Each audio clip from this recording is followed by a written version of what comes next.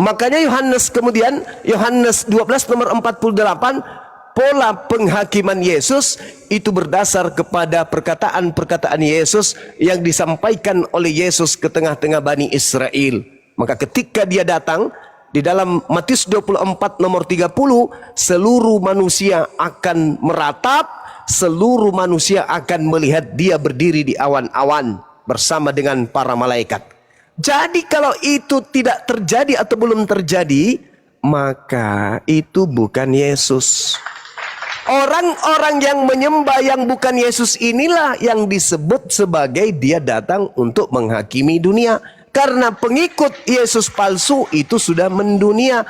Dan pola penghakimannya itu jelas, yaitu mereka yang tidak melakukan kehendak Bapa dan mereka yang kemudian menolak firman Yesus. Yesus berkata, aku diutus hanya kepada domba yang hilang dari Bani Israel. Orang yang merusak tatanan firman tersebutlah yang akan dihakimi kemudian. Kalau di Islam tidak. Wa isqala Isa bin Maryam ya Bani Israel inni rasulullahi ilaikum. Al-Quran datang menjelaskan Nabi Isa alaihissalam itu hanya untuk Bani Israel, bukan di luar Bani Israel. Saya kira begitu. Jadi Yesus datang menghakimi dunia dikarenakan ajaran Yesus palsu sudah mendunia. Demikian. Baiklah, kedatangan Yesus, tanda-tandanya itu tadi ya, seluruh manusia akan melihat dia. Yes. Kalau tanda-tanda itu tidak ada, atau kedatangan Yesus itu petir menyambar dari timur ke barat katanya, ya kan? Kalau itu tidak ada, berarti itu palsu. Nah, kenapa sewaktu Paulus melihat Yesus itu dengan cahaya itu Bang Juma? Nah, di sini Bang Juma keliru, error. Kenapa itu kedatangan kedatangan Yesus itu kepada Paulus itu bukan kedatangan secara global. Kan sudah aku bilang berkali-kali, itu hanya Yesus memilih Paulus untuk menyampaikan pekabaran penginjilan untuk ke seluruh bangsa. Kan itu di dalam Korintus 1 Korintus ya, 1 Korintus 9 ayat 15 itu.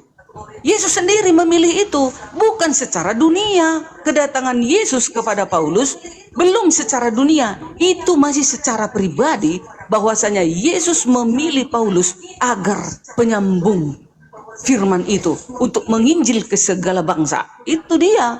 Jadi jangan Bang Juma bilang kemarin kan akan mendapat hadiah. Siapa yang ditemukan Paulus sewaktu di Damsyik, ya kan? Aku akan beri 20 juta. Mana 20 juta Bang Juma? Itu kedatangannya, itu kedatangan Yesus, tapi bukan secara global. Itu secara pribadi kepada Paulus. Nah, di sini selalu Bang Juma salah mengartikan ayat itu. Kedatangan bukan seperti itu. Semua mata harus melihat, menyaksikan. Semua. Ini kan hanya Paulus secara pribadi. Itu belum global, kan berkali-kali kukatakan. Tapi Bang Juma selalu mengatakan itu, bahwasanya itu Paulus itu adalah penyesat. Kalau Paulus penyesat, gak mungkin dia mengatakan di dalam 1 Korintus 13 ayat 13. Demikianlah tinggal ketiga hal ini, yaitu iman, pengharapan, dan kasih, tetapi yang paling besar diantara ialah kasih. 1 Korintus 9 ayat 27. Namun aku melatih tubuhku menguasainya, supaya sesudah memberitakan Injil kepada orang lain, jangan aku sendiri ditolak. Itu kekudusan Paulus. Dia aja melangkah berhati-hati Bang Juma. Jangan sampai dia ternoda, dia penginjilan. Kan banyak sekarang kita lihat apologet, ya kan? Menginjil, tapi di luar dia dibuka bajunya, nampak nenennya. Nah itu, jadi kotor penginjilan itu. Paulus melakukan ini Bang Juma. Jadi jangan Bang Juma bilang dan teman-teman Islam mengatakan Paulus itu ajaran dari iblis. Kalau dari ajaran iblis, pasti dari buahnya itu ketahuan dia bagaimana. Pasti sifat-sifatnya pun menjijikkan, kan seperti itu. Tapi Paulus tengok ini dia ya. 1 Korintus 13 ayat 4 sampai 8. Kasih itu sabar, kasih itu baik hati, ia tidak cemburu, ia tidak memegahkan diri dan tidak sombong. Ayat 5. Ia tidak melakukan yang tidak sopan dan tidak mencari keuntungan diri sendiri. Ia tidak pemarah dan tidak menyimpan kesalahan orang lain. Itu ajaran Paulus. Dia menyuruh kita agar menyucikan diri kita ini supaya penginjilan kita tidak ternoda. Itu Bang Juma. Jadi kami sebagai umat Kristen bangga Rasul Paulus dikirimkan kepada kami. Yang mengirim siapa? Yesus. Kalau sudah Yesus mengirimkan, benarlah dia Tuhan, penguasa yang mampu mengirim, mengutus rasul-rasul kepada manusia. Itu silakan Bang Juma. Oke, baik, makasih Bu Darni. Kembali saya katakan bahwa pola yang saya sampaikan ini tidak lepas dari Al-Quranul Karim. Wa innahu la ilmul lis-sa'ah fala tamtarunna biha wattabi'un. Dan sungguh kedatangan Nabi Isa itu benar-benar pertanda akan datangnya hari kiamat. Yesus dan muridnya di Bukit Zaitun mengadakan pembicaraan rahasia. Yesus ditanya oleh murid, "Guru, apa tanda-tanda kedatanganmu?" Yesus berkata dua, tanda-tanda kedatangan si palsu dan tanda-tanda kedatangan si asli. Kedatangan si asli diikuti tanda kiamat. Bintang-bintang berjatuhan, matahari menjadi gelap, bulan tidak bercahaya, kuasa-kuasa langit berjatuhan, bintang-bintang berjatuhan. Itu tanda-tanda kalau yang datang Yesus asli. Tanda si palsu, kata Yesus, mengaku saja, akulah Yesus, akulah Kristus, tapi tidak ada tanda-tanda itu. Maka Yesus mengatakan waspada. Jadi apabila ada orang berkata ada Yesus di sini, ada Yesus di sana, jangan kau percaya. Sebab tanda-tanda kedatanganku bla bla bla bla bla bla bla bla bla bla bla bla bla. Selain daripada itu palsu dan dia akan menyesatkan banyak orang. Kalau Ibu Darni mengatakan itu bukan kedatangan, lalu apa? Yang datang kepada Yesus Paulus itu siapa? Kalau itu bukan Yesus, lalu siapa yang datang kepada Paulus? Dia datang dalam rupa cahaya, dalam rupa suara. Itu siapa? Yesus katanya. Loh, Yesus tidak mengatakan tanda-tanda seperti itu. Kalau berupa cahaya, justru Yesus mengatakan dalam Lukas 10:18, aku melihat iblis jatuh dari langit berupa cahaya. Hati-hati. Dia akan menyesatkan banyak orang. Berarti Yesus palsu ini memiliki pengikut banyak. Hari ini kandidatnya cuma Kristen, tak ada yang lain. Kalau Kristen ini adalah betul pengikut Yesus yang asli, maka abad pertama kemarin dunia sudah kiamat. Karena ketika yang asli datang kepada Paulus, entelheng-elheng ente. Semuanya orang sudah tak ada di dunia. Kenapa? Bintang-bintang berjatuhan. Bintang jatuh dari langit, hancurlah kita. Faktanya masih hidup 2000 tahun alam semesta ini. Berarti itu bukan Yesus. Kalau Anda mengatakan kemudian kasihilah, pemurahlah, pemaaflah, loh, macam meragukan aja keahlian iblis. Bagaimana Adam bisa jatuh? Karena iblis mengajarkan sesuatu yang tidak baik dipandang seperti sesuatu yang baik. Iblisnya sudah mengatakan itu. Aku akan mendatangi mereka dari depan, dari belakang, dari kanan, dari kiri. Dan aku akan menjadikan keburukan yang ada pada mereka itu dianggap sebagai sebuah kebaikan.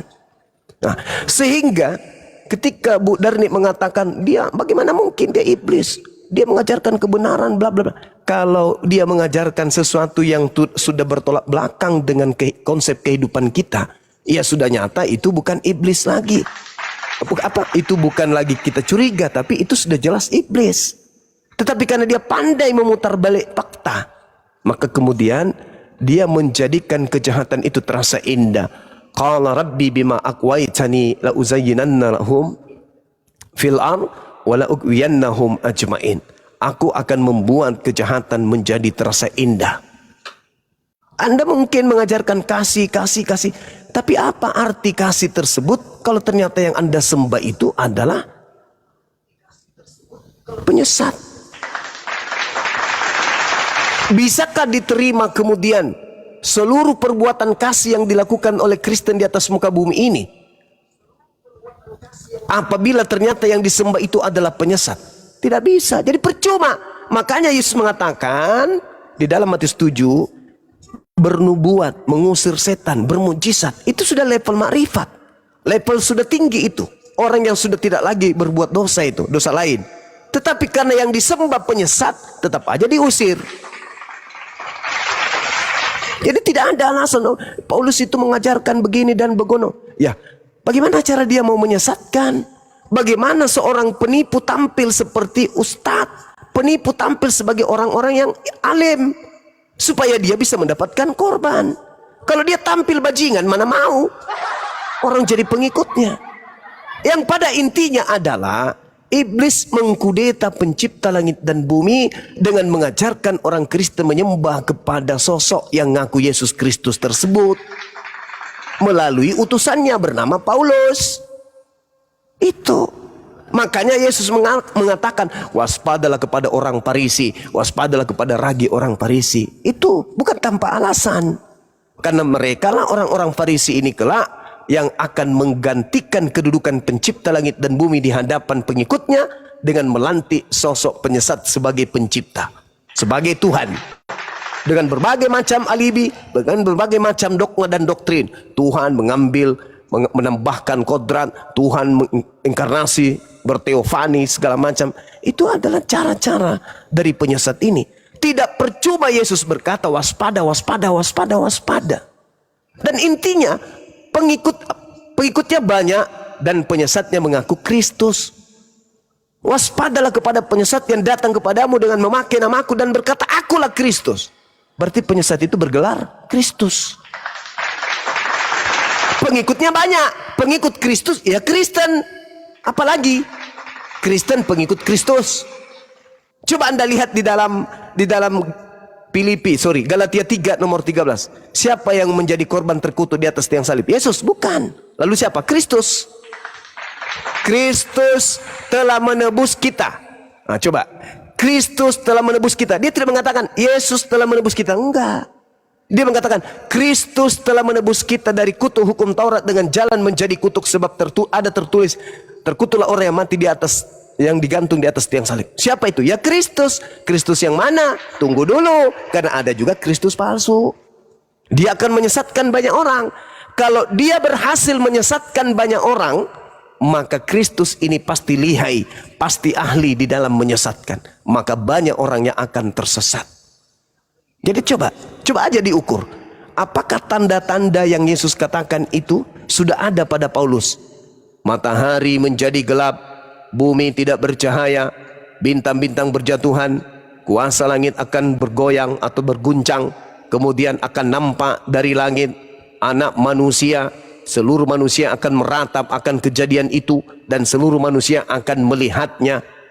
Jadi lebih benar Al-Quran. Ketika Nabi Isa alaihissalam datang, maka tak ada manusia main TikTok lagi, nggak ada. Nggak ada manusia lagi kemudian jemur pakaian, nggak ada. Nggak ada lagi manusia, bikin adik-adik, nggak ada. Begitu langit menjadi gelap, matahari tidak bercahaya, matahari menjadi gelap, bulan menjadi gelap, kemudian bintang-bintang berjatuhan. Pada saat itulah Nabiullah Isa alaihi salam akan turun dari langit. Dang, dang, dang, dang, dang, dang, dang, dang, dang. Semua aktivitas manusia berhenti. Semua manusia akan meratap dan kemudian melihat Yesus di tengah-tengah langit. Itulah tanda kedatangan Yesus kami. Sedangkan Yesus Bu Darni, Yesusnya orang Kristen, datang kepada Paulus, siapakah engkau Tuhan? Akulah Yesus yang kau. Itu bukan Yesus kami itu. Itu bukan Yesus kami. Itu Yesusnya Roma dan Yunani yang dijual Paulus in the gang kepada non-Yahudi. Silakan Bu Darni. Baiklah, kalaupun Bang Juma menolak kedatangan Yesus itu kepada Paulus, iya nggak apa-apa. Nah, tetapi di dalam Alkitab kami jelas ada dalil. Nggak ada hoax ya. Pakai dalil ini. Nih, Kisah Para Rasul. Tadi, kedatangan Yesus kepada Paulus. Itu belum kiamat, Bang Juma.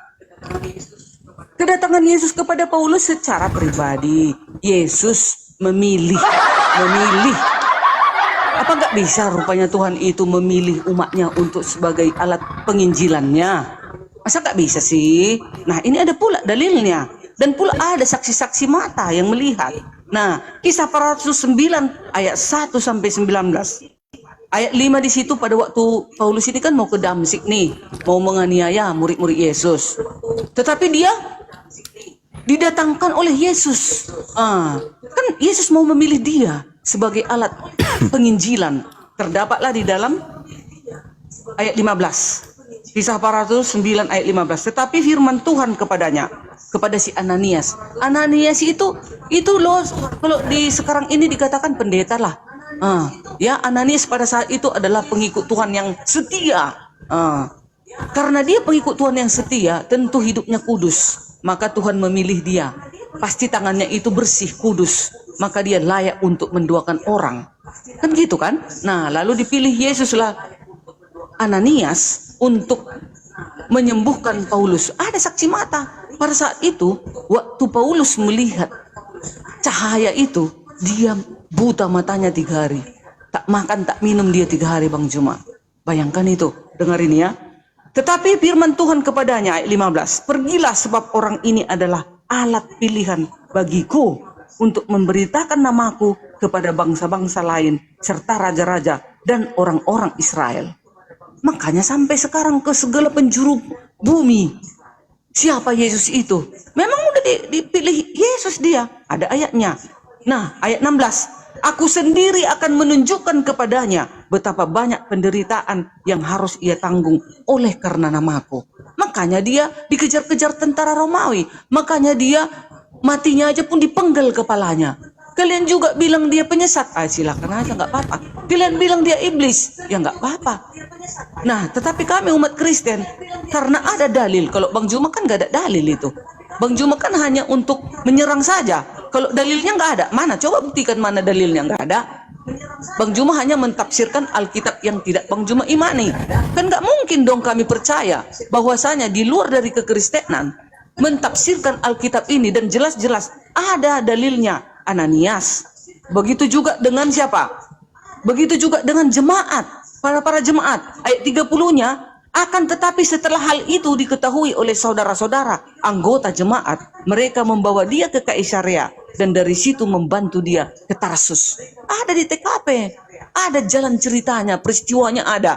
Gak bisa kita hanya congor-congor aja kan? Nah, lalu dia 31. Selama beberapa waktu, jemaat di Yudea, Galilea, dan Samaria berada dalam keadaan damai.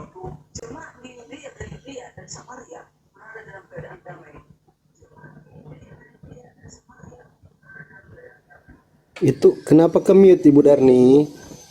Iya, memang ada yang nanya itu. Nah, di dalam ayat 31 tadi banyak saksinya. Yudea, Galilea, Samaria. Jemaat-jemaat itu menolong Paulus pada saat itu, ya, untuk membantu Paulus pergi agar jangan ditangkap tentara Romawi. Ada saksinya. Bang Juma kan dari tadi mana ada saksinya, hanya mentafsir-tafsir Paulus didatangi Yesus. Itu yang didatangi cahaya itu adalah iblis, Bang Juma bilang. Sementara umat Kristen satu pun kalau ditanya, gak ada pernah percaya bahwasanya kami mendengarkan Paulus itu berjumpa dengan iblis. Tidak. Langsung dia mengatakan di sini, akulah Yesus. Ini kan pembuktian, ini cerita, dicatatkan ini, dicatatkan sejarah itu. Bang Juma tadi kan gak ada Alkitab kaminya Bang Juma baca-baca. Lalu Abang Juma pelintir dengan suka-suka Bang Juma. Ya gak terima dong kami, tapi gak masalah. Namanya juga kami ini kan melawan roh-roh kegelapan. Kami bukan melawan Bang Juma sebenarnya. Bang Juma itu dibaliknya itu ada roh kegelapan untuk memutar balikkan Injil. Makanya ada dikatakan di dalam Galatia 1 ayat 7. Hanya satu Injil, yang lainnya memutar balikkan, nggak kebenaran. Tapi inilah kekuatan kita. Kita harus saling berdiskusi, mana kebenaran itu baiklah masing-masing untuk menilainya. Tapi beginilah di TKP, ada ayatnya dan ada kitabnya mencatat bahwasanya Paulus tidak seorang diri, ada beberapa orang jemaat-jemaat dan ada pemuka agama pada saat itu. Silakan. Iya, Dan ku katakan ya Bang Juma, kedatangan Yesus bukan akhir zaman ya kepada Paulus, tetapi memilih secara pribadi gitu. Ya, baik. Jadi saya hanya meluruskan apa yang tertulis di Bible Saya tidak mentafsirkan, saya menguatkan argumentasi. Sebagaimana Al-Quran mengatakan orang-orang beriman itu datang membersihkan Nabi Isa dari tanggapan orang-orang kafir. Kalau hari ini Bu Darni mengatakan itu adalah kedatangan secara pribadi, mohon maaf, sekali lagi mohon maaf. Yesus berpesan di dalam Matius 24 nomor 26. Ini bukan saya mengada-ngada atau saya mentafsirkan, tidak. Apa kata Yesus kepada Bani Israel? Sekali lagi saya minta maaf. Yesus ketika berbicara, dia tidak sedang berbicara kepada orang Roma, orang Yunani, apalagi orang yang hidup 2000 tahun setelahnya. Yesus berbicara kepada Bani Israel, orang-orang soleh yang menundukkan diri mereka terhadap hukum-hukum Tuhan. Yang tadi kita bahas tentang Hawariyun. Jadi tidak mungkin Hawariyun mengajarkan sesuatu yang bertolak belakang dengan Yesus atau Nabi Isa dalam pandangan Islam. Nomor 26-nya Yesus mengatakan apa? Jika ada orang yang berkata melihat aku bertemu aku di Taimeon. Taimeon itu bahasa Yunani, artinya kamar rahasia. Paulus menulis surat dalam kamar rahasia alias penjara. Unsur yang diceritakan Yesus kepada muridnya sebagai nasihat awal agar waspada kepada pengaku-pengaku bertemu dengan dirinya, itu sudah jelas adanya. Saya tidak mentafsirkan. Sebagai Islam, tugas saya hanya menyampaikan. Barang siapa yang mau beriman silakan. Jadi kata Yesus, apabila ente melihat orang berkata kepada ente, lihat ada Yesus di padang gurun. Ini Paulus kena ini. Karena di dalam Kisah Para Rasul 9 dan Kisah Para Rasul 22, Paulusnya berada di padang gurun. Janganlah kamu pergi ke situ. Ini nasihat Yesus kepada Bani Israel agar jangan ke tempat Paulus. Atau lihat Yesus ada di dalam bilik kamar rahasia Taimeong. Jangan kamu percaya. Saya hanya membantu mengingatkan. Kemudian Yesus berkata, jangan kamu percaya, jangan kau pergi ke sana. Jika ada orang yang mengaku bertemu dengan aku di padang gurun, atau mengaku-ngaku melihat aku di dalam bilik penjara. Saya mentafsirkan ini bilik penjara karena kata Taimeon itu dalam bahasa Yunani artinya kamar pribadi atau kamar rahasia. Siapa yang berada di dalam kamar pribadi, mengaku bertemu Yesus, lalu mengajar kepada orang lain untuk menyesatkan orang banyak, satu-satunya kandidat hanya Paulus. Menyesatkan banyak orang. Dan kalau saudari saya yang saya kasihi, Bu Darni, menolak itu, silakan. Tapi tolong bantu saya, bantu Bang Suma ini untuk melihat kebenaran Bible dalam hal ini ucapan Yesus. Saya ingin Yesus itu adalah orang benar dan bukan pendusta. Ketika Yesus berkata, dia Yesus palsu akan menyesatkan banyak orang, tolong tunjukkan kepada saya orang banyak yang disesatkan oleh Yesus palsu ini. Kalau bukan Kristen itu lalu yang mana? Mana orang banyak yang disesatkan Kristus palsu itu? Tunjukkan ke saya. Sedangkan kandidat yang ada di tahun 2025, pengikut Kristus hanya Kristen. Orang Yahudi hari ini pengikut Nabi Musa. Mereka penganut agama Yahudi. Mereka adalah aktivis tanah. Mereka bukan pengikut Kristus. Mereka malah penolak Kristus. Kandidat satu-satunya hanya Kristen, pengikut Kristus. Kalau bukan Kristen yang adalah pengikut Kristus palsu, tolong bantu saya. Tunjukkan kepada siapa telunjuk ini harus diarahkan. Mereka lah pengikut-pengikut Kristus palsu. Tunjukkan itu kepada saya. Karena Yesusnya dengan terang mengatakan, apabila ada orang berkata kepadamu, lihat Yesus ada di padang gurun, satu-satunya pendiri agama, pendiri tokoh sekte agama, yaitu Paulus yang pernah mengaku bertemu dengan Yesus di padang gurun. Paulus bertemu di padang gurun Damsyik ketika dia melakukan perjalanan ke situ. Dia bertemu dengan sosok mengaku Kristus. Satu hal sebelum kemudian saya serahkan ke Bu Darni. Tolong camkan baik-baik. Yesus tidak pernah mengajarkan dirinya bukan manusia. Ketika dia dilahirkan, ketika dia penginjilan, ketika dia terangkat ke langit, ketika duduk di samping kanan Tuhan, ketika datang kedua kalinya, dia tetap mengaku sebagai anak manusia. Baca Yohanes 1 nomor 51, Yesus melihat kemudian malaikat naik turun langit, datang kepadanya sebagai anak manusia. Yesus datang sebagai anak manusia untuk yang kedua kalinya. Baca Matius 24 nomor 30 nomor 27.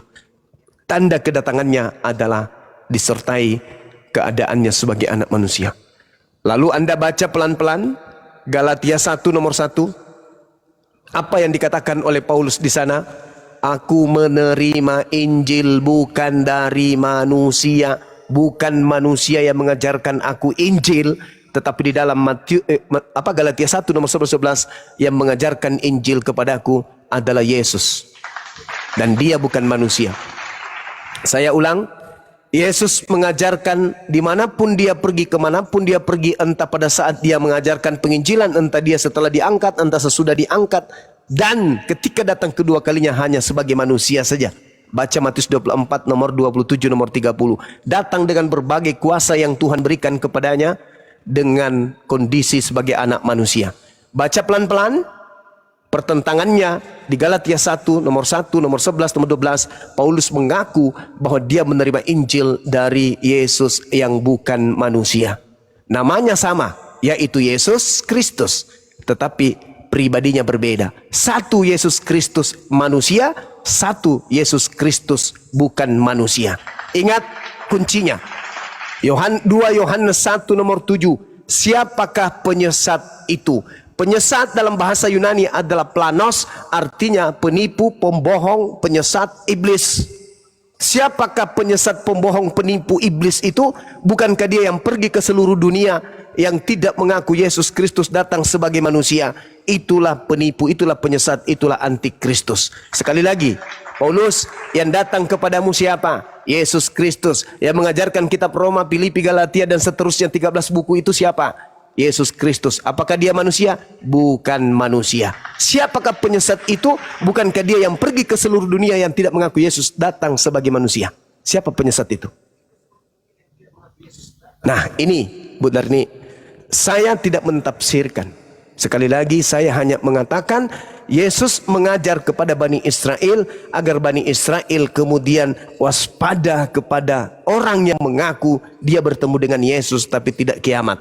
Maka ketika orang-orang Yahudi murid Yesus memandang keluar dari aule, dari halaman Yerusalem memandang ke Roma, mereka melihat orang-orang menyembah kepada sosok yang mengaku Yesus Kristus sambil tersenyum-senyum. Bisa jadi dalam hati mereka berkata, celaka lu ye, lu percaya kepada Yesus yang datang kepada lu ye, padahal guru kami berkata ketika dia datang maka itu tanda kiamat. Dan ternyata yang datang kepada lu tidak kiamat. Artinya lu yang menggenapi penyesat itu datang dengan mengaku Yesus Kristus dan lu adalah pengikutnya. Itu kesimpulan saya bahwa yang diduga, yang datang kepada Paulus diduga Yesus palsu. Silakan Bu Darni. Ya.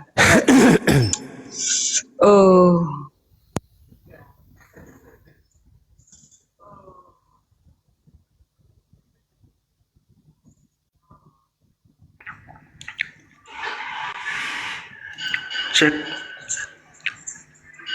Ya Ibu Darni, kenapa nggak ngomong Ibu Darni? Oh signal dia kali. Cek. Oke. Hilang lagi. Cek, enggak, soundcardku mati, suaranya. Oke lah, baiklah. Yesus selalu mengaku anak manusia bukan Tuhan, kan begitu kata Bang Juma. Nah, makanya Bang Juma nggak mengerti, apakah nggak tahu ayat yang lain? Anak manusia adalah Tuhan. atas hari Sabat. Anak manusia itu tetap disandangkan itu gelarnya kepada Yesus karena dia pernah datang sebagai manusia ke bumi. Itulah di dalam 2 Yohanes 1 ayat 7. Nah, makanya kalian gak mengenal siapa Yesus itu. Kalau dia hanya sebagai anak manusia, gak mungkin dia tadi sudah dicatat akan menghakimi dunia lah, akan membangkitkan orang mati lah. Mana mungkin itu seorang manusia dicatat akan seperti itu kelak di akhir zaman. Memang dia anak manusia tetap itu. Kedatangannya juga, kedatangan anak manusia itu, kan katanya selalu kan? Itu kalau kami orang Kristen, kalau sudah dikatakan kedatangan anak manusia itu pasti Yesus. Kenapa berdouble-double ini? Double-double. Siapakah penyesat itu? Nah, dari tadi saya selalu mengatakan, apalagi mau kami katakan orang Kristen, ya? Di sini sudah jelas dalil mengatakan bahwasanya yang ditemukan oleh Paulus itu adalah anak Maria yang sudah terangkat ke surga dan sudah kembali ke tahtanya. Firman itu telah menjadi manusia, sudah kembali ke tahtanya. Lalu Paulus dipilih oleh Tuhan Yesus. Ada dalilnya, sudah saya bilang. Di dalam Kisah Para Rasul 9 ayat 17, ya. Lalu pergilah Ananias ke situ dan masuk ke rumah itu, ia menompangkan tangan ke atas Saulus. Katanya, Saulus, saudaraku, Tuhan Yesus yang telah menampakkan diri kepadamu di jalan yang engkau lalui telah menyuruh aku kepadamu supaya engkau dapat melihat lagi dan penuh dengan Roh Kudus. Buta dia loh Bang Juma, buta. Gak makan gak minum dia 3 hari. Dah. Ayat 18, dan ketika itu juga setelah Ananias menompangkan tangannya kepada Paulus, dan seketika itu juga seolah selaput gugur dari matanya, sehingga ia dapat melihat lagi. Ia bangun, lalu dibaptis. Dibaptis loh Bang Juma. Lalu ayat 20, ayat 19, dan setelah ia makan, pulihlah kekuatannya. Saulus tinggal beberapa hari bersama-sama dengan murid-murid di Damsyik. Ada di TKP lagi. Nah, ayat 20. Ketika itu juga ia memberikan ketika itu juga ia memberitakan Yesus di rumah-rumah ibadah dan mengatakan bahwa Yesus adalah anak Allah dan mengatakan bahwa Yesus adalah anak Allah. Bayangkan itu. Setelah dia udah pulih dari kebutaannya itu, setelah disembuhkan oleh Ananias melalui doanya, melalui pilihan oleh Yesus, maka dia sembuh. Kan kita tahu bahwasanya orang-orang yang dipilih Tuhan, bahwasanya kita adalah manusia-manusia spesial yang tidak pernah melakukan dosa dan noda dalam hidup kita. Kita mampu loh menyembuhkan orang. Itulah Ananias. Dipilih Yesus pada saat itu untuk menyembuhkan kebutaan Paulus karena dia melihat Yesus dengan melalui cahaya. Ayat 21. Semua orang yang mendengar hal itu heran dan berkata, si Paulus ini kan bukannya dia ini yang mau menganiaya, mau membinasakan murid-murid Yesus, yang memanggil nama Yesus, pasti dibinasakannya. Kan gitu kata orang. Kok ke Paulus ini? Itu tadi pertanyaan Bang Zuma, izin saya potong ya itu dari ya. Iya. Yang mengajarkan Yesus itu manusia, itu Yesus asli. Yang mengajarkan Yesus itu bukan manusia, itu harus diselidiki dulu itu. Iya, jangan kan sudah saya itu bilang. juga Yesus KW gitu itu. Itu kan kalian, penilaian kalian.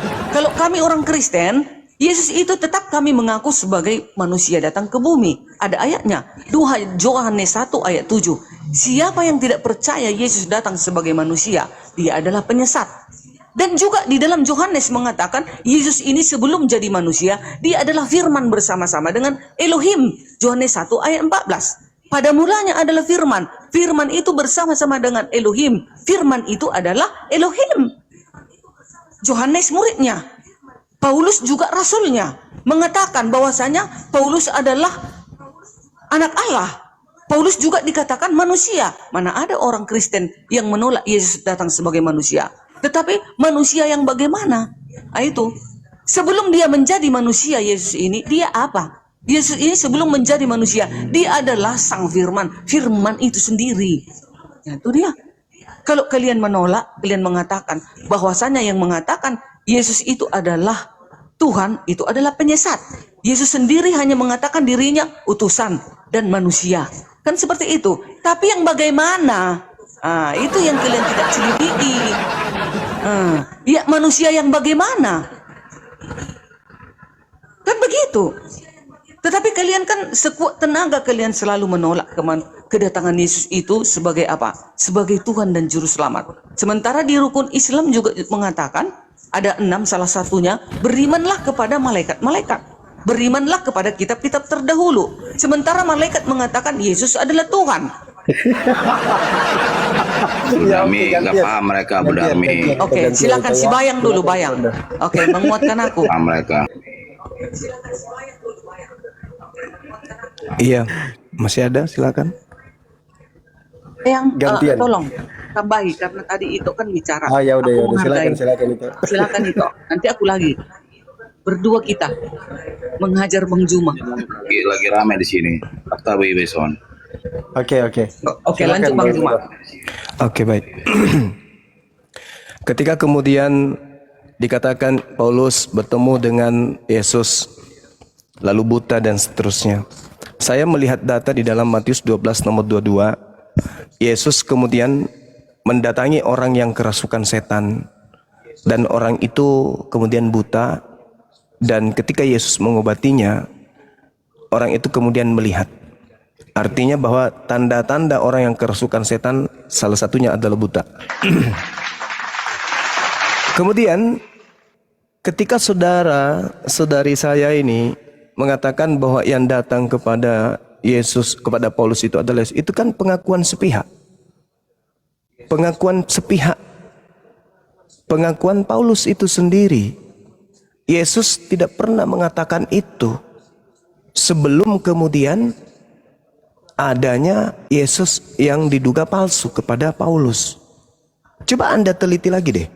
Ada nggak Yesus ketika penginjilan bersinggungan dengan Yesus, dengan Paulus? Itu tak ada. Bahkan Yesus berkata bahwasanya ada orang angkatan jahat yang bertaubat. Lalu setelah bertaubat, iblis masuk ke dalam dirinya sebanyak 8 iblis. Sehingga orang yang bertobat tadinya ini itu 2 kali lebih jahat daripada sebelum dia bertobat. Jauh lebih jahat, bukan 2 kali, jauh lebih jahat daripada setelahnya. Dan itu berlaku terhadap angkatan jahat, yaitu orang Farisi. Matius 12 nomor 38 sampai nomor 45. Nah, ketika kemudian Ibu Darni mengatakan bahwa itu adalah perjumpaan pribadi. Tadi saya sudah mengatakan apapun judulnya, kalau ada yang mengaku bertemu dengan aku, jangan kau percaya. Tapi kalau hari ini Bu Darni percaya, ya silakan aja. Toh Yesus hanya menasihati muridnya Bani Israel. Yesus menasihati murid Bani Israel supaya jangan percaya. Kalau hari ini Bu Darni percaya, silakan aja. Karena Bu Darni bukan Bani Israel. Toh Yesus hanya menasihati Bani Israel saja. Cuman, apakah Ibu tidak khawatir? Kalau ternyata kita umat yang muncul di tahun 2025 ini, belajar Quran, belajar Bible, membaca betapa dahsyatnya nasihat Yesus kepada Bani Israel agar tidak percaya kepada Kristus palsu, dan Anda menemukan diri Anda hari ini ternyata sebagai pengikut Kristus.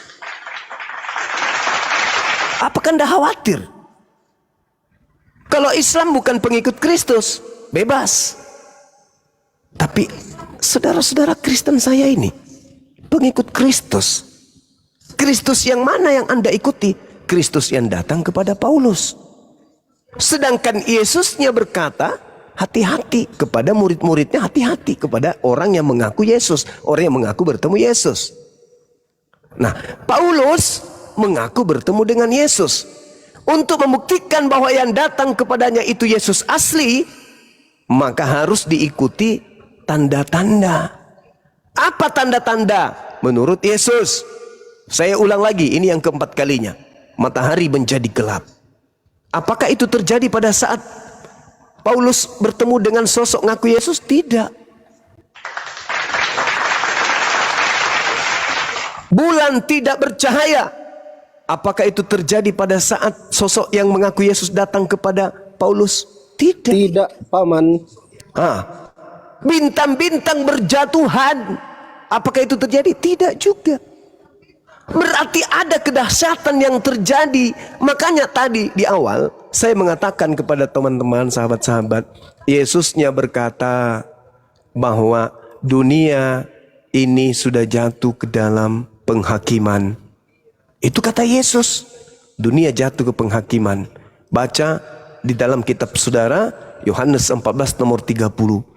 Tidak banyak lagi aku berkata-kata dengan kamu, sebab penguasa ini datang dan ia tidak berkuasa sedikit pun atas diriku. Berarti ketika kemudian iblis merasuki Yudas, iblis tidak berkuasa untuk bagaimana Yesus itu bisa disalibkan. Karena Yesus mengatakan, iblis tidak berkuasa sedikit pun atas diriku. Nah, coba lihat di dalam Lukas 24. Lukas 4 nomor 6. Di situ Yesusnya mengatakan bahwasanya iblis datang mencobai Yesus, dan kemudian iblis mengatakan, kepadaku telah diberi kuasa langit bumi, dan aku berhak memberikan kepada siapapun yang aku kehendaki.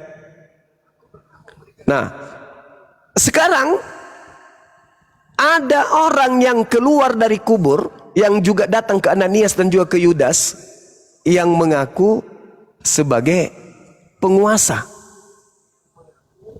Kepadaku telah diberi kuasa. Sedangkan yang diberi kuasa ini adalah iblis. Contoh, Anda lihat di dalam Ibrani 2:14. Iblis yang berkuasa atas maut. 1 Yohanes 5 nomor 19. Kita tahu bahwa kita berasal dari Allah dan seluruh dunia berada di bawah kuasa iblis. Seluruh dunia berada di bawah kuasa iblis. Yang datang kepada Kristen adalah sosok mengaku Yesus Kristus yang berkuasa atas dunia. Kepadaku telah diberi kuasa atas dunia, pergilah kepada seluruh makhluk, pergilah ke seluruh dunia, jadikanlah seluruh bangsa menjadi muridku. Siapa ini? Penguasa dunia. Siapa penguasa dunia? Iblis. Begitu juga yang datang di Pulau Patmos. Wahyu 1:18. Dan yang hidup aku telah mati, namun lihat aku hidup sampai selama-lamanya, dan aku juga memegang kunci maut dan kerajaan maut. Siapa yang memegang kerajaan maut? Iblis. Lalu siapa yang mengaku Alfa dan Omega?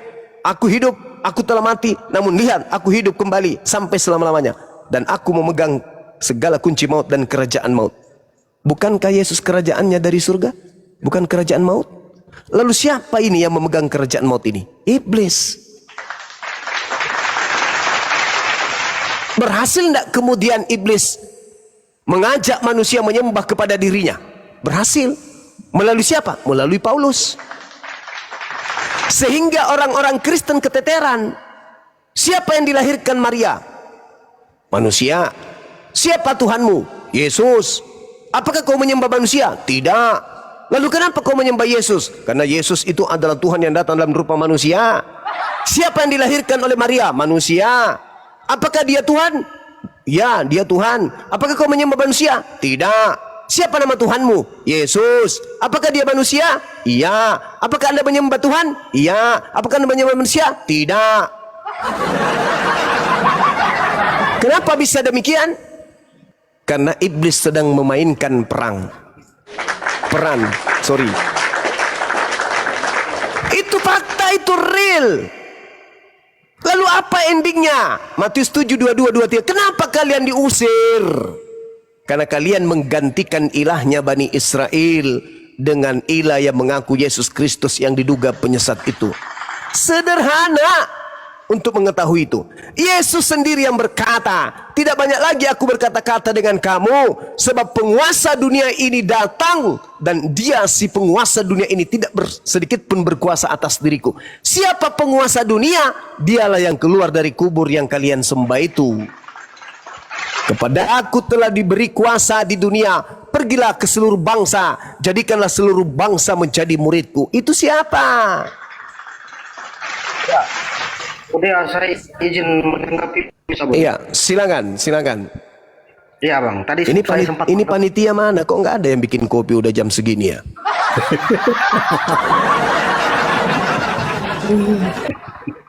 Oke. Tadi saya sempat mendengar Abang mengatakan bahwa yang nanti dikubur terus yang disalib itu kan Mesias palsu, Bang, ya? Kristus palsu. Yes. Iya, itu dugaan Abang kan, tafsir Abang. Nah, sekarang saya coba mengaitkan itu dengan kisahnya penyerupaan Isa oleh orang lain. Jadi Isa diselamatkan, ada orang lain yang diduga diserupakan seperti Isa, kan begitu. Yes. Nah, di situ kan yang menyerupakan orang lain menjadi Isa ini kan Allah, Bang, ya. Iya. Artinya bahwa kalau Abang katakan yang disalibkan itu Mesias palsu, artinya Allah yang menyiasati itu kalau kita menghubungkan antara Al-Quran dengan Alkitab. Kan yang membuat orang lain disalibkan itu Allah. Yang merupakan Yudas, yang banyak pendapat yang mengatakan Yudas, kan. Iya. Jadi kalau orang yang disalibkan itu bukan Yesus asli tetapi orang yang diserupakan oleh Allah, berarti Allah yang sengaja menyesatkan kami, kan begitu logikanya. Sehingga di dalam Al-Quran dikatakan sesungguhnya mereka apa itu? Berselisih paham soal siapa yang disalibkan, kan? Iya. Jadi Mesias Mari palsu saya yang buktikan. apa? Ya, izinkan saya membuktikan apakah Tuhan saya yang menyesatkan atau Anda sendiri yang memilih sesat. Oke. Saya mau tanya kepada saudara, Yesus ini punya dosa enggak? Tidak ada. Sepengetahuan Tidak saya. ada. Iya. Ketika dikatakan oleh Yesus di dalam Lukas 24 nomor 44, harus tergenapi tentang aku apa yang tertulis di dalam kitab Taurat. Apakah Anda percaya? Percaya. Oke. Yesus orang benar, Yesus tidak memiliki dosa. Di dalam Taurat berdasarkan Yesus harus tergenapi apa yang tertulis tentang aku di dalam kitab Taurat. Di Keluaran 23 nomor 7 perintahnya kemudian, jangan kamu membunuh orang yang tidak bersalah. Yesus punya salah enggak? Itu kan larangan, Bang. Ya, Tapi jangan membunuh, kan? Iya, larangannya jangan membunuh, tapi faktanya banyak yang membunuh, kan sekarang. Sekarang pertanyaan saya, jangan kau membunuh orang yang tidak bersalah, jangan kau membunuh orang yang benar. Yesus orang benar atau tidak? Ya, orang tidak bersalah dan orang benar, tetapi itu kan larangan. Oke. Sekarang pertanyaannya, Fakta lapangan. itu Fakta larangan lapangan, kan? Iya, larangan. Itu larangan kan? Kalau itu larangan, boleh tidak Yesus dibunuh? Seharusnya tidak boleh, tetapi kan Tidak manusia. boleh. Tapi kan manusia kan faktanya sampai sekarang kan masih banyak yang melarang, kan itu. Tidak boleh. Pertanyaan saya, kalau itu dilanggar, dosa tidak? Ya pasti dosa. Sekarang penyaliban terhadap orang benar itu menebus dosa atau melahirkan dosa? Jawab.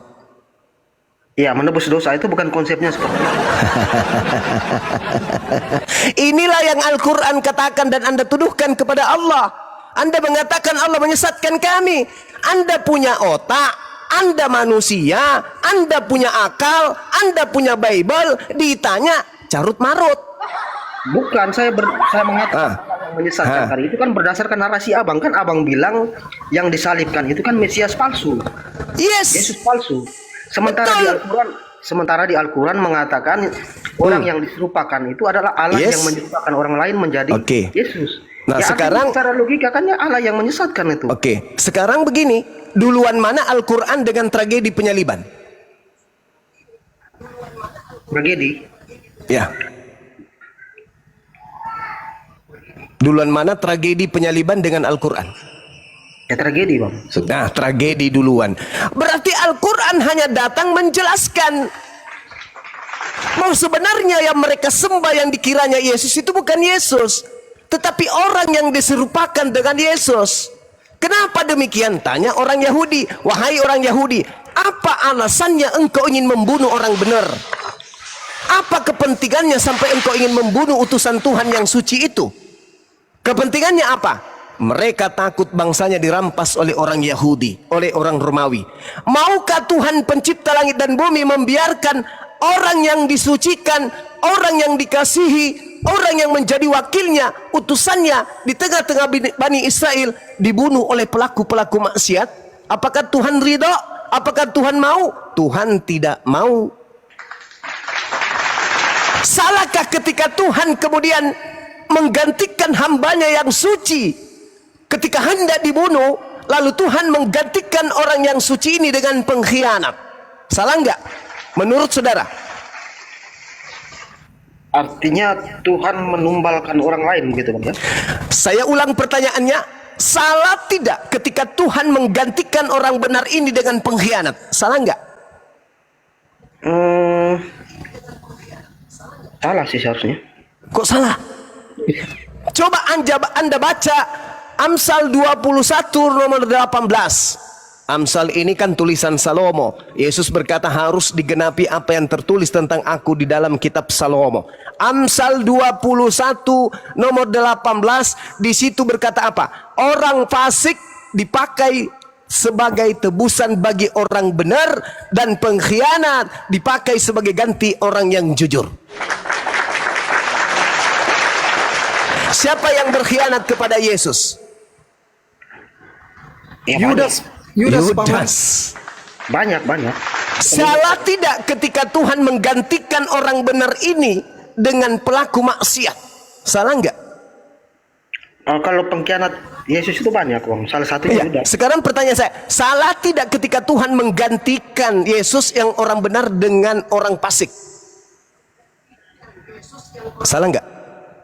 Kalau menurut saya salah. Kenapa bisa?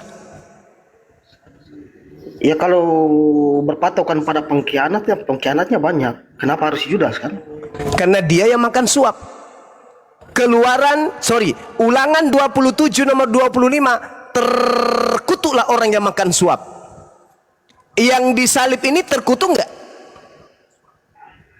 Tidak terkutuk. Itu ada dua Bang, terkutuk Bang, kiri dan kanan Bang. Apakah Yesus terkutuk? Tanya Bang. Yesus tidak terkutuk. Oleh karena itulah yang digantung di tiang salib itu bukan Yesus. Justru di situ Yesus Bang, kalau bukan Yesus, kenapa dia dibuat turun sampai sebagai manusia Bang? Dan kita juga izin ya, dan kita membahas juga di Lukas 4 ayat 5 itu menjelaskan ke siapa nabi-nabi palsu itu ya. Nabi palsu itu Dengar datang dulu, kepada Bang. murid Yesus. Dengar. Abad Kemudian pertama. ia membawa Yesus ke suatu tempat yang tinggi dan dalam sekejap mata. Nah, ia memperlihatkan kepadanya semua kerajaan dunia. Iya. Dia membawanya ke tempat tinggi yang gelap, berarti goa. Kita sebut goa, ya. Tidak Kata ada iblis tempat tinggi kepadanya, gelap. Enggak. Dengar dulu, Bang. Jangan Kau bisa kamu narasi. tambahi dalilnya, saudara. Dengar dulu kamu Jangan. narasi. Jangan kau Saya tambah bahas dalilnya. juga, Bang, ya. Jangan Saya kau tambah baca. dalilnya. Kemudian Tidak ia ada membawa kata Yesus gelap ke di suatu situ. tempat yang tinggi. Nah, berarti goa nih. Kok goa Dan tinggi? Gunung ada goa. Dan dalam sekejap mata ia memperlihatkan Ya, kepadanya. nggak apa-apa. Nah, ini Silakan. iblis. Semua kerajaan dunia. Kata iblis kepadanya. Kata iblis kepada Tuhan, segala kuasa itu serta kemuliaannya akan kuberikan kepadamu, sebab semuanya itu telah diserahkan kepadaku, dan aku memberikannya kepada siapa saja yang kukendaki. Nah, kenapa dalam surat Lukas 4 ayat 5 sampai 6 tiba-tiba keluar dari gua itu Muhammad. Oke. Coba ceritakan Bang. Baik. Yang diberikan wahyu melalui Jibril. Oke, baik. Jadi gini, saudara. Kapan Tadi- masuknya itu Nabi Muhammad dia sebagai nabi? Oke, baik. Jadi gini, kawan. Anda harus jujur mengakui Bible itu Anda telah pelintir. Di dalam Lukas 4 nomor 5, kemudian Coba, iblis. Bang. Sabar dulu, Jelaskan gantian itu, kita. Bang. Bayangan gantian Bro, Gantian. Sabar. Nanti Anda akan ketendang di sini. Bokong Anda akan kesepak sampai Anda terpental sampai ke mimbar gereja. Kenapa takut? Lukas 4. Sabar ya, sabar. Kemudian iblis membawa Yesus ke suatu tempat yang tinggi, bukan goa. Anda pelintir. 1. Jadi tinggi itu apa, Bang? Hei, saudara, tempat tinggi itu bukan goa. Kalau dia yang namanya goa itu bukan tempat yang tinggi. Yang tinggi itu bumbungan bait suci atau di atas gunung yang tinggi. Goa yang tinggi itu cerita Camperatu. Jangan di. Sabar dulu. Anda tinggal ditekan tombolnya, langsung terlempar ke gereja. Kemudian iblis membawa Yesus. Kalian. Boleh enggak saya bicara? Atau Anda aja yang mau bicara? Silakan. Saya diam. Silakan. Oke, langsung pakai data Bang ya, Bang Juma ya, baru narasi ya. Biar saya buka dari sini ya. Silakan. Bicaralah. Sampai 6 tahun ke depan, jangan berhenti. Silakan. Kenapa bisa di dalam Lukas 4 tiba-tiba yang keluar dari goa itu Nabi Muhammad yang keluar membawa Jibril? Coba jelaskan datanya Bang. Silakan. Lukas 4 nomor 5 ada goa nggak di situ? Kita membicarakan yang tinggi. Yang tinggi jadi apa Bang? Tinggi itu bisa pohon, bisa gunung. Kemudian ia membawa Yesus ke suatu tempat yang tinggi. Berarti suatu tempatnya itu apa Bang? Yang tinggi apa Bang? Ya. Dan dalam sekejap mata ia memperlihatkan kepadanya. Nah, masuk ke gua. Itu tanya nih. Ini menceritakan siapa, Nabi Muhammad? Apa ya? Ketika orang masuk ke gua, apakah alam semesta dunia ini bisa kelihatan dalam gua? Ayo. Itu dia bernarasi Bang. Dia menceritakan. Masuk ke gua untuk melihat dia segala akan diberikan sesuatu mujizat ya. Iya, masuk ke dalam gua gitu, Ya, memperlihatkan tapi gitu ya. dia dia nggak menunjukkan langsung bercerita. Ini iblis bercerita ya. Oke. Nah, dalam goa di tempat yang tinggi. Coba jelaskan. Kenapa baik. Nabi Muhammad? Ya. Oke, baik ya. Tadi kalau Nabi Muhammad kalian. Oke, baik. Giliran saya nih atau masih mau bicara?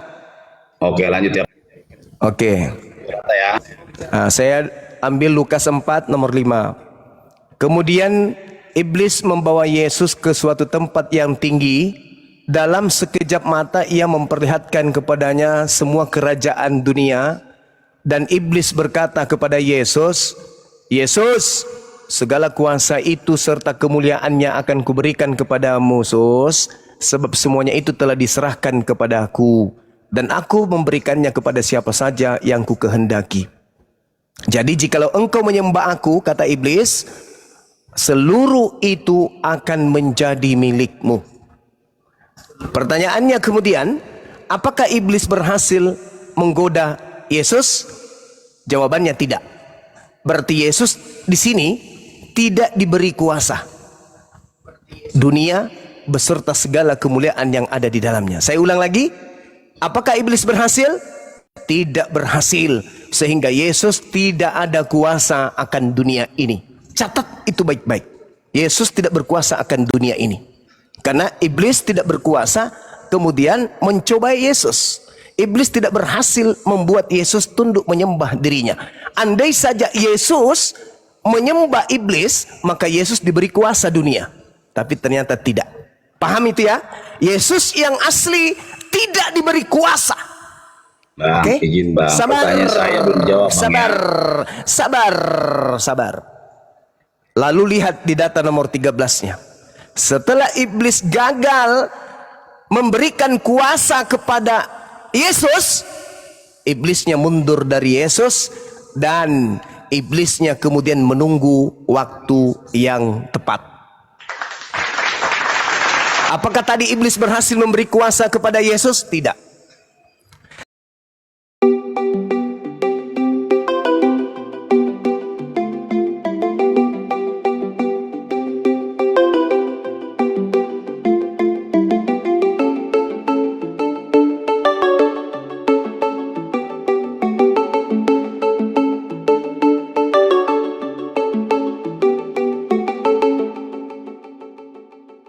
iblisnya itu masuk ke kubur atau di dalam goa. Sekarang Yesus, pengganti Yesus itu dikubur di mana? Di goa atau bukan? Jawab dulu. Bang, pertanyaan saya belum dibalas, belum dijawab. Ini saya mau jawab. Ini kenapa sedikit lagi. Bisa, Ini sedikit Nabi lagi. Muhammad keluar. Ini sedikit lagi. Pertanyaan saya, apakah yang digantung di salib itu nantinya dikuburkan dalam goa? Jawab. Jawab. Woi. Pak, kau masuk ke room oten aja, biar nggak di-mute kau. Apakah di sini kan di-mute. Anda mengakui bahwa orang yang digantung setelah diturunkan dari tiang itu dikubur dalam goa? Jawab.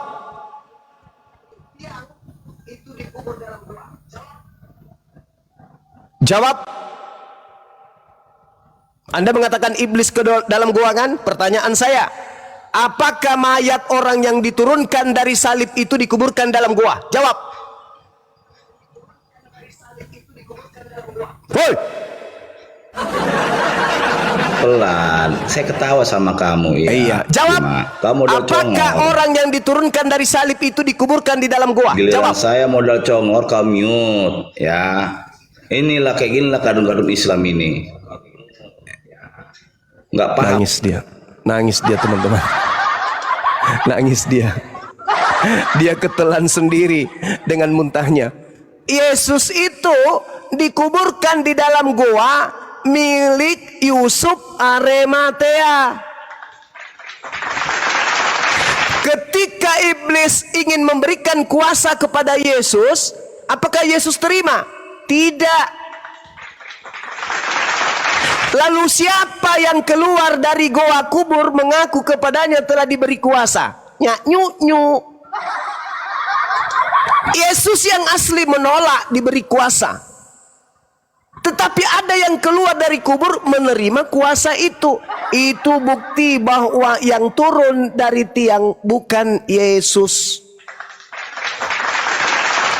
Yang menerima kuasa adalah dia yang berhasil dirasuki oleh iblis. Ingat Yohanes 6 nomor 70. Apa kata Yesus? Bukankah aku yang memilih engkau yang 12, namun satu di antaramu adalah iblis. Kalau ternyata yang disalib ini adalah pengganti Yesus, berarti yang disalib ini adalah iblis.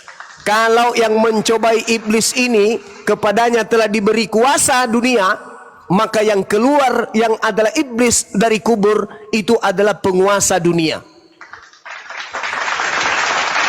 Ada yang salah dari penjelasan saya? Yesus tidak menerima kuasa dunia. Lalu siapa yang menerima kuasa dunia? Hamba iblis. Aku akan memberikan semua itu kepada siapa yang aku kehendaki, dan aku memberikannya kepada siapa saja yang aku kehendaki. Jadi jikalau engkau menyembah aku, seluruhnya itu akan menjadi milikmu. Siapa penguasa dunia? Iblis. Siapa yang keluar dari kubur mengaku kepada aku telah diberi kuasa dunia? Iblis dong. Iya, Itu baik, bukan Bang Juma, Yesus. Baik. Oke, silakan. Tadi ketika iblis berjanji kepada Yesus akan memberikan sesuatu itu, abang percaya perkataan iblis itu? Iya, saya percaya. Oh, saya tidak percaya perkataan iblis. Seandainya Yesus mengikuti kemauannya iblis waktu itu, belum tentu dia menepati janjinya kan? Masih ada peluang dia mengingkari karena memang iblis. Ya. Kalau saya tidak percaya. Begitu juga sebaliknya. Ketika kemudian ada yang berhasil ditundukkan, iblis juga berkuasa memberi kuasa, betul? Siapa yang berhasil? Ya, siapa yang tunduk kepada iblis? Kan Yesus mengatakan waspada kepada penyesat. Yohanes 12 nomor 31, coba Anda plototin. Sekarang berlangsung penghakiman atas dunia ini. Sekarang juga penguasa dunia ini akan dilemparkan keluar. Keluar dari mana? Keluar dari kubur. Makanya Yesus mengatakan dalam Matius 12, angkatan jahat ini minta satu tanda dan tidak akan diberikan satu tanda apapun selain anak manusia keluar dari kubur pada hari ketiga. Itu tanda untuk angkatan jahat. Baca Matius 12 nomor 38 dan seterusnya sampai nomor 40. Itu Yesus mengatakan, angkatan jahat ini minta satu tanda dan tidak akan diberikan satu tanda apapun selain tanda Yunus. Sebab Yunus 3 hari 3 malam dalam perut ikan, demikian juga anak manusia 3 hari 3 malam dalam perut bumi. Berarti pada hari ketiga anak manusia itu akan keluar dari perut bumi, dan itu adalah tanda untuk siapa? Angkatan jahat. Maka yang keluar dari bumi, apa yang dikatakan? Kepadaku telah diberi kuasa, pergilah ke seluruh dunia, jadikanlah seluruh bangsa menjadi pengikutku. Itu siapa, Rek? Kalau kata perut bumi ini, pemahaman abang seperti apa? Perut bumi itu Kuburan, kubur. kubur yang digali ya. Yes. Kalau sepengetahuan saya bahwa Yesus itu di dalam gua yang Mantap sekali, Anda sudah menjawab saudara kita yang tadi. Saudara, Anda lihat di dalam Yesaya 14 nomor 12, 13, 14 dan 15, endingnya di data nomor 15. Ketika iblis naik ke awan-awan ingin menyamai, ingin menyeterai, ingin menyaingi pencipta langit dan bumi dengan cita-citanya yang tinggi itu, tapi Tuhan mengatakan apa di data 15? Sebaliknya, ke dalam alam maut, ke dalam kubur engkau akan dilemparkan. Iblisnya dilemparkan ke alam kubur, dilemparkan ke perut bumi. Yesus berkata, sekarang berlangsung penghakiman atas dunia ini, sekarang juga penguasa dunia ini akan dilemparkan keluar. Dari mana? Dari kubur. Siapa yang keluar dari kubur? Tanda untuk angkatan jahat. Siapa yang percaya makhluk yang keluar dari kubur? Karisten. Tanda-tanda Yesus Kristus penyesat adalah memiliki pengikut banyak, dan mereka kemudian percaya ketika ada yang mengaku ada Yesus di sini, ada Yesus di sana. Sedangkan Yesus berkata, jika ada orang berkata ada Yesus di sini, jangan kau percaya. Sebab sama seperti kilat menyambar dari timur sampai ke barat, demikianlah kelak tanda kedatanganku. Matahari tidak bercahaya, matahari menjadi gelap, bulan tidak bercahaya, bintang-bintang berjatuhan, kuasa-kuasa dunia akan berguncang, dan anak manusia akan nampak di langit, dan seluruh manusia akan melihatnya. Kalau itu belum terjadi, 1 orang, 2 orang, 3 orang, 1000 orang, 1 miliar orang mengaku bertemu dengan aku, ente jangan percaya itu bukan aku. Selesai kita. Oke. Ada lagi? Cek. Iya, Bang Kris, gimana Bang Kris? Ya. Tadi ketika ada ayat yang mengatakan penguasa akan dilempar keluar dari dalam perut bumi itu, kenapa abang menyimpulkan Yesus yang keluar dari kubur? Pertama, Yesus tidak dibunuh, Cak Ayu. Begini bang, apakah waktu iblis itu baru keluar dari perut bumi itu ketika Yesus keluar dari kubur dulu? Yesusnya tidak berkentayangan selama dari awal memang kan? Yesusnya yang mengatakan itu, bukan saya loh. Ya itu Saudara. berarti abang yang salah tafsir kan di situ. Oh tidak, kata Yesus, tidak banyak lagi aku berkata-kata dengan kamu. Berarti yang datang kepada Paulus mengajarkan 13 buku, yang datang di Pulau Patmos, yang datang kepada Ananias bukan Yesus lagi. Tidak lama lagi aku akan berbicara denganmu, tidak banyak lagi aku berkata-kata dengan kamu. Sebab penguasa dunia ini datang, dan dia penguasa dunia ini sedikit pun tidak berkuasa atas diriku. Ketika penguasa dunia merasuki Yudas, berkuasa enggak terhadap Yesus? Tidak. Tidak. Berarti dengan kata lain, sia-sia iblis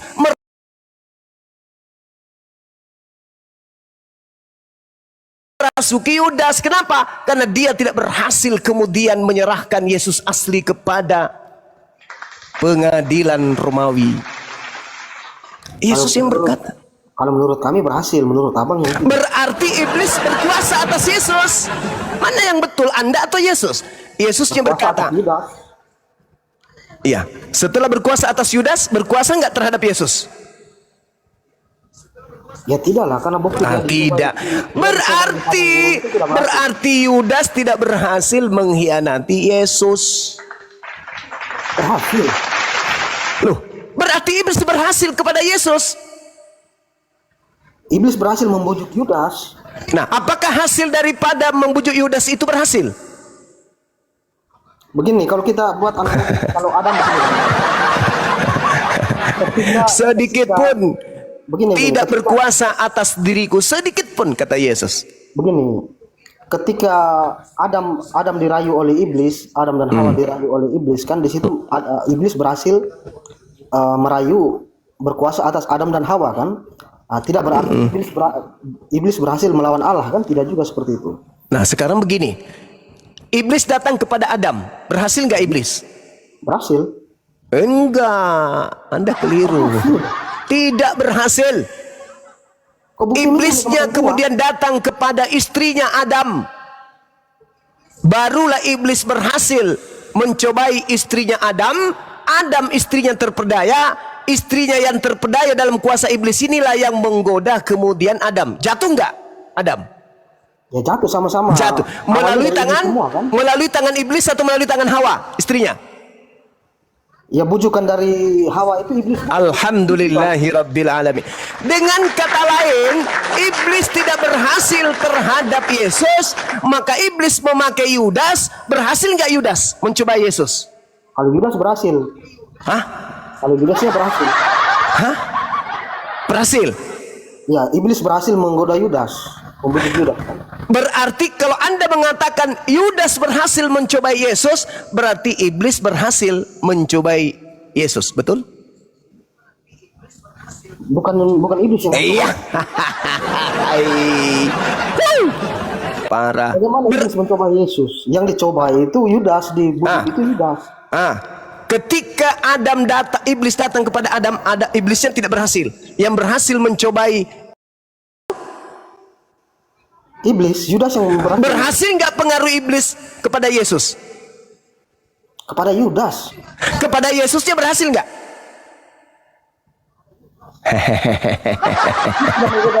Iblis sudah menggoda Yesus waktu itu, kan, di proses penangkapan.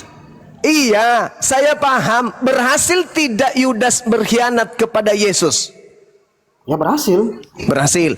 Berhasil nggak iblis kemudian mempropagandai Yudas agar kemudian Yesus dibunuh? Berhasil nggak iblis? Berhasil. Berarti Yesus bohong. Di dalam Yohanes 14:30 Yesus berkata, tidak banyak lagi aku berkata-kata dengan kamu, sebab penguasa dunia ini datang, dan penguasa dunia ini tidak berkuasa sedikit pun atas diriku. Kok Anda mengatakan berhasil? Yesus mengatakan tidak sedikit pun. Iya tahu, kawan tahu. Sekarang Yudasnya berhasil nggak menyalibkan Yesus? Ya berhasil kalau menurut kami. Berarti Yesus berhasil dikuasai iblis. Yudas yang dikuasai iblis. Astagfirullahalazim, ya Allah yang karim. Tujuan saudara, tujuan iblis merasuki Yudas, sasarannya siapa? Yudas atau Yesus? Kalau tujuan iblis merasuki, sasarannya Yudas. Bukan Yesus. Bukan, jelas-jelas. Mate bale. Udahlah, angkat tangan saya. Saya angkat tangan kepada saudara yang kemudian mencoba untuk menerapkan kebenaran Al-Quran. Innal ladzina kafaru min ahlil kitabi wal musyrikina fi nari jahannam. Lalu kemudian yukhadi'una allaha wal ladzina amanu wa ma yakhda'una illa anfusahum wa ma yash'urun. Orang kafir itu hendak menipu Allah dan menipu orang-orang beriman, padahal sebenarnya mereka hanya menipu diri mereka sendiri. Saya pamit sebentar ibadah salat zuhur sejenak. Habis ini saya kembali lagi kurang lebih 15 menit sampai 20 menit. Enggak lama. Ingin Ya Bang Waseng, bentar ya Bang Waseng ya, ibadah dulu Bang Zuma. Nanti 15 menit cuma kemudian. berapa detik aja. 15 menit. Gini, saya kan oten awam Bang Suma. Ya. Saya dengar pemaparan Silakan. tentang Bible Bang Suma sungguh dalam. Gini Bang, bisa nggak Bang Suma datangin Bang CP atau Edis untuk adu argumen? Itu aja penyampaian saya. Pemahaman mereka terhadap Bible dangkal, jadi saya nggak cocok dengan mereka. Gitu ya. Berarti Bang Suma takut ya?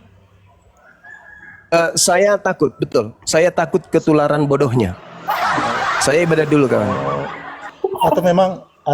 Memang Bang Suma ini ada 3.000 lebih penonton ini. Ya, Bang gentleman lah, datangin aja room CC atau room Edis atau siapa itu. Ya tenang dulu Bang. Jangan lawan yang oten-oten yang Bang, jangan merepet, ya. Bang, jangan Itu merepet. aja penyampaianku. Jangan merepet, jangan merepet. Diam, kalau diam, bisa diam. kalau bisa pendeta Bang, jangan pelawak dari Kristen, jangan. Jangan pelawak. Enggak butuh pelawak. Nah, itu bukan pelawak. Ya mending abang sendiri yang debat sama Bang Zuma, sebagai ngapain laki-laki nyuruh-nyuruh. sejati Bang Suma. Abang mending debat Bang sendiri Suma sama Bang Zuma. datang Iya Bang ya, dibawa aja Bang ya kalau nggak mau dialog Bang ya. Nggak merepet aja kayak mama, kurang belanja kau. Bukannya debat sendiri malah nyuruh orang sono-sono. Oke, Bang Martin sama Ibu Darni kita rehat sejenak ya. Nggak tutup komal, tunggu Bang Zuma selesai sholat baru kita lanjut lagi. Ini seru ini pembahasan ini. Jadi Bang Martin tadi kalau dinilai dengan kawan-kawan di bawah tadi itu nggak jujur Bang Martinnya menjawab. Ketika ditanya tujuan iblis merasuki Yudas itu siapa? Kan tujuannya Yesus sangat jelas supaya Yesus itu ditangkap, dibunuh dan disalibkan kan kayak gitu. Tapi Bang Martin nggak jujur tadi. Terima kasih sudah membenarkan Al-Quran. Nah, yang kedua Ibu Darni, bentar dulu Bang Kris, sabar Bang. Ito Darni masih bisa standby kan Ito? Ito Darni, mute-nya dibuka. Izin teman-teman ya, saya dengan Cebi di sini moderator. Cek Kalau 1 2. bisa, ya siap. Saya naikkan dulu kawan-kawan Kristen ya Ito ya, yang lain ya, yang bisa dialog. Mungkin kalau ada teman-teman pendeta, pastor atau Romo, mungkin Aku juga silakan mau turun dari tadi. Oke ya. Oh siap itu siap itu. Makasih banyak itu. Nanti naik lagi tuh ya. Ya oke. Bu Darni ngapain turun, Bu? Nggak apa-apa. Oke, Bang Fandi. Bang Fandi. Bentar dulu Bang Martin. Ada teman di bawah ini Esti kalau di bawah naik deh. Esti kalau di bawah naik. Silakan teman-teman Kristen ya dulu yang naik ya. Esti kalau di bawah silakan naik. Tadi chat di WA beliau. Oke, Sela Kristen atau Muslim? Panggilan kedua untuk Sela, Kristen atau Muslim? Oke, enggak menjawab ya. Silakan teman-teman Kristen kalau bisa typing dulu, Bang, aku Kristen, tolong dinaikkan gitu. Silakan. Ada moderator 2.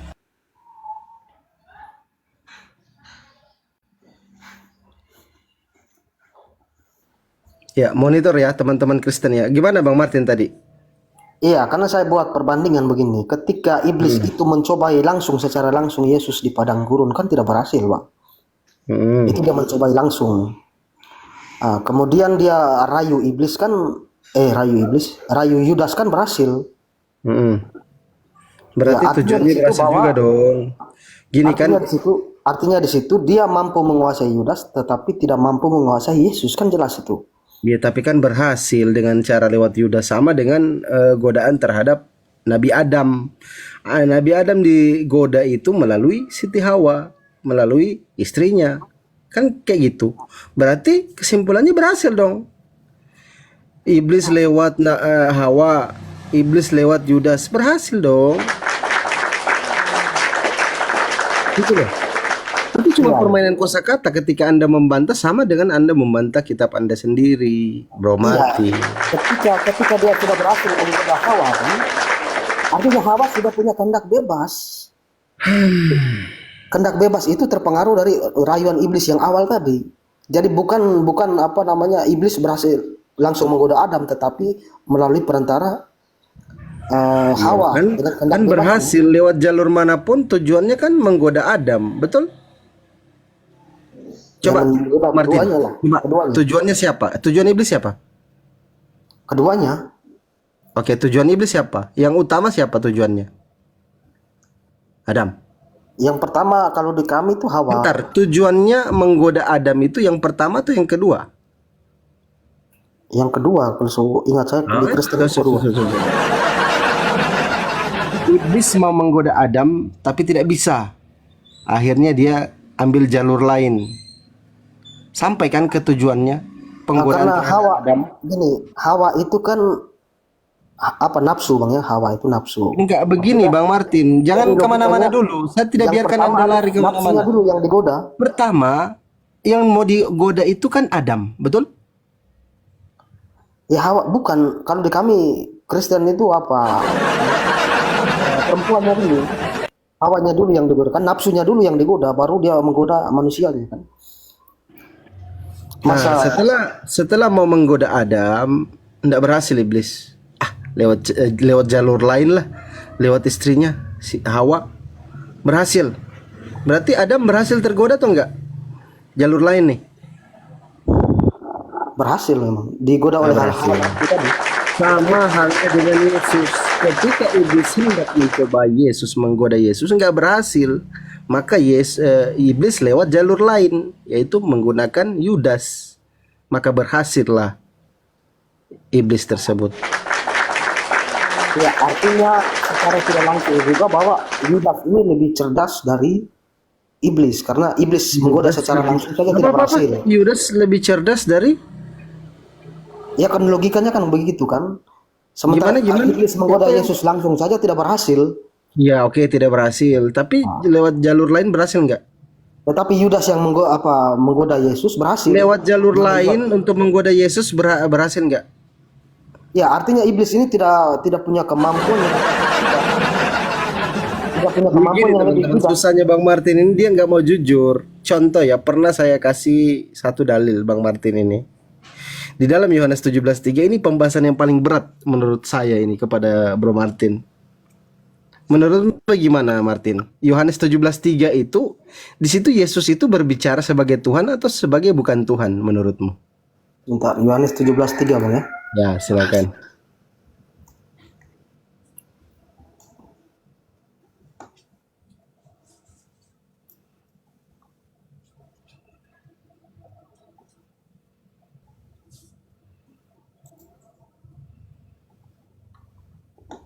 Ini contoh ya, silakan Bang Martin. Apakah teman-teman Kristen ini membenarkan apa yang dikatakan Al-Quran tadi seperti yang dijelaskan oleh Bang Zuma? Di dalam Yohanes 17:3 pengakuan Yesus itu sebagai Tuhan atau sebagai bukan Tuhan? Oke, baik saya baca dulu Bang ya.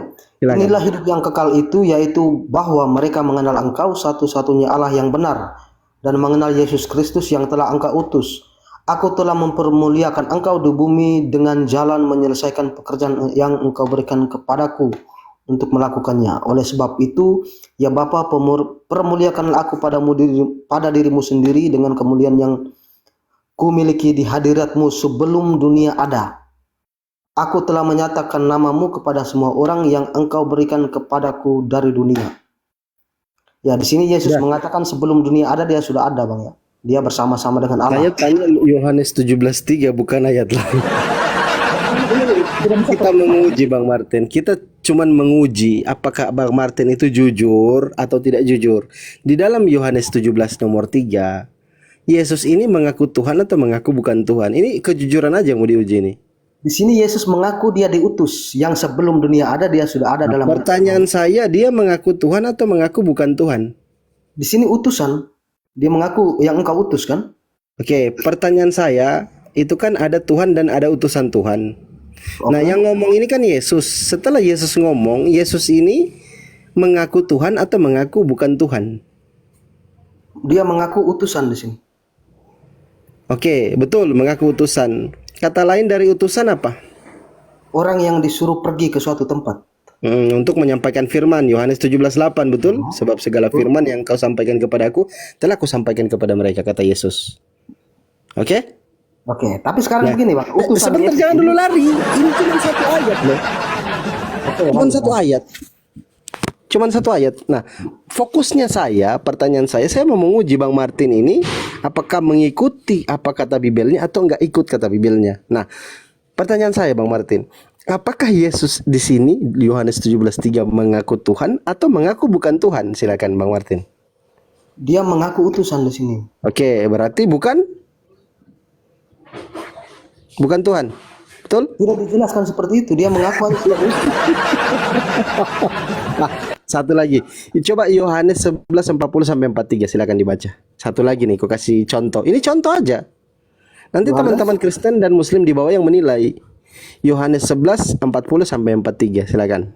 11